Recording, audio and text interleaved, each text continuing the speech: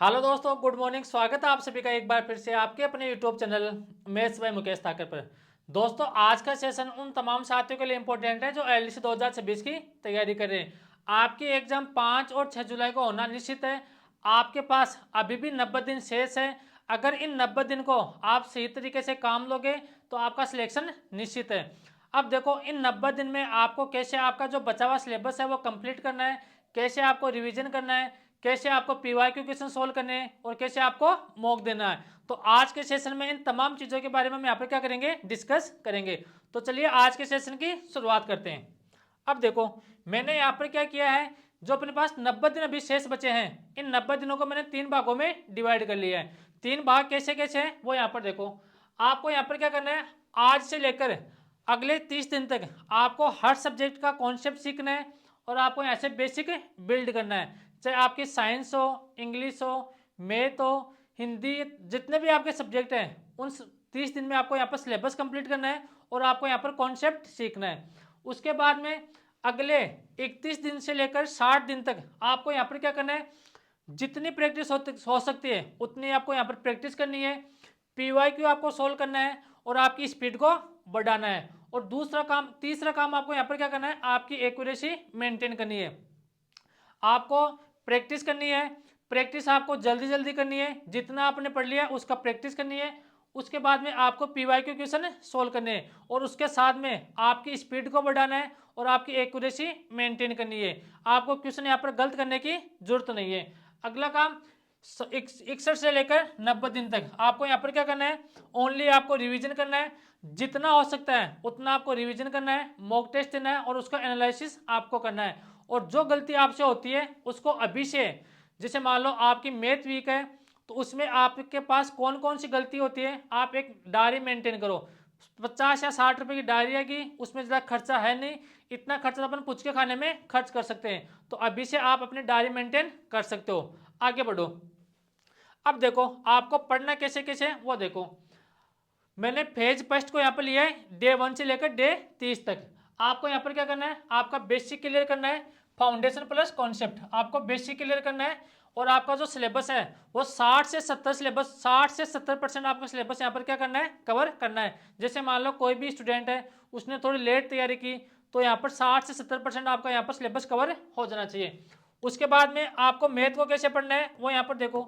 Math में आपको concept clear करना है और आपको बेसिक यहाँ पर क्लियर करना है। जीके, राजस्थान जीके ज़्यादा पढ़ना है आपको और उसके साथ में आपको स्टैटिक्स जीके भी पढ़ना है। उसके बाद में हिंदी और इंग्लिश में आपको ग्रामर क्या करना है, ग्रामर पढ़नी है, उसकी बेसिक पढ़नी है। और जो वोकेबलरी है, जैसे वन वर्ड है, एंटोनियम है, सिनोनियम है, वो डेली के आप 5-5, 10 आप यहाँ पर तैयार कर सकते हो। ध्यान रखना, अगर कोई स्टूडेंट ऐसा सोच रहे हैं कि सर मैं तो एंटोनियम और सिनोनियम लास्ट के 1 महीने में तैयार करूंगा, तो वो पॉसिबल नहीं है। एंटोनियम और सिनोनियम आपके आज से तैयार होने चाहिए। दिन के 5-5, 10-10 आप यहाँ पर तैयार कर सकते हो। डेली पैटर्न आपका क्या होना चाहिए, आपको 2 घंटे मैथ पढ़नी है। अगर किसी की मैथ वीक है तो 2 घंटे पढ़ सकता है, अगर किसी की मैथ अच्छी है तो थोड़ा टाइम कम कर सकता है, जो सब्जेक्ट वीक है उसको टाइम दे सकता है। 2 घंटे मैथ पढ़नी है, उसमें कॉन्सेप्ट आपको सीखना है प्लस 15 क्वेश्चन आपको सोल्व करना है। जीके 2 घंटे पढ़ना है, आपको नोट्स बनाने हैं, खुद के नोट्स पढ़ना है और 20 क्वेश्चन आपको एमसीक्यू सोल्व करने हैं। साइंस को आपको 2 घंटा देना है और हिंदी को आपको 1 घंटा देना है। इंग्लिश को आपको 2 घंटा देना है और रिवीजन आपको हमेशा करना है। रिवीजन आपको अभी से 1 घंटा आपको देना है। जैसे जीके पढ़ लिया, हिंदी पढ़ लिया, इंग्लिश पढ़ ली, मैथ पढ़ ली, जो कल की क्लास कल आपने पढ़ा था वो आपको आज वापस से पढ़ना है। ज़्यादा रिसोर्सेज मत बदलो। अगर आप एक बुक से पढ़ रहे हो या किसी एक कोचिंग के नोट से पढ़ रहे हो तो आपको उसी कोचिंग से पढ़ना है। 10 कोचिंग के नोट्स को आपको नहीं पढ़ना है, एक ही बुक से आपको पीवाईक्यू फॉलो करने हैं। किसी भी मैं अभी आपको पीवाईक्यू क्वेश्चन सोल्व करवा रहा हूँ, अगर आपका बेसिक क्लियर हो गया तो आप यहाँ से पीवाईक्यू क्वेश्चन सोल्व कर सकते हो। आगे बढ़ो। अब बात करते हैं फेज सेकंड, यानी कि 31वें दिन से लेकर 60वें दिन तक आपको क्या करना है, प्रैक्टिस करनी है और पीवाईक्यू सोल्व करने हैं। कैसे सोल्व करने हैं, पीवाईक्यू आपको टॉपिक वाइज सोल्व करना है। ध्यान रखना, मिक्स में आपको सोल्व नहीं करना है। अगर मिक्स में सोल्व करोगे तो आपके यहाँ पर कंफ्यूजन पैदा हो जाएगा। डेली आपको मिक्स क्वेश्चन सोल्व करने हैं। वीक जो टॉपिक है उसको आपको यहाँ पर क्या करना है, पहचानना है। जो वीक टॉपिक है उसको क्या करना है, डायरी बनाओ और उसमें लिखो कि मेरा ये टॉपिक वीक है और मेरे को ये वापस से पढ़ना है। मैथ डेली पैटर्न आपका क्या होना चाहिए, मैथ के 25 से 30 क्वेश्चन आपको सोल्व करने हैं, जीके के 40 क्वेश्चन एमसीक्यू सोल्व करने हैं, हिंदी के 20 क्वेश्चन सोल्व करने हैं, इंग्लिश के 20 क्वेश्चन सोल्व करने हैं और मिनी टेस्ट ध्यान रखना, मिनी टेस्ट आपको 30 से 40 क्वेश्चन आपको सोल्व करने हैं। आपको ध्यान रखना आपको प्रैक्टिस तो करनी है, उसके साथ में आपको 25 से 30 क्वेश्चन आपको सोल्व करने हैं। अब आगे बढ़ते हैं। जो लास्ट आपके 61 से लेकर 90 दिन है उसमें आपको क्या करना है, मॉक टेस्ट देना है और फाइनल रिवीजन आपको यहाँ पर करना है। डेली आपको एक मॉक लगाना है और डेली मॉक उसी टाइम पर लगाओ जिस टाइम पर आपकी एग्जाम होगी। अगर आपकी एग्जाम का 8 से 10 का समय है सुबह, तो 8 से 10 आपको एग्जाम टेस्ट लगाना है। डेली आपको एनालिसिस करना है। ध्यान रखना, टेस्ट देने से किसी का सिलेक्शन नहीं होता है, जितना आप एनालिसिस करते हो उतना आपके लिए यहाँ पर फायदेमंद होगा। डेली आपको एक फुल टेस्ट लगाना है, 2 घंटे आपको यहाँ पर क्या करना है, एनालिसिस करना है। वीक टॉपिक आपको डेली रिवीजन करना है और सिर्फ टेस्ट देने से आपका सिलेक्शन नहीं होगा, आपको हमेशा रिवीजन भी करना चाहिए। अब बढ़ो आगे।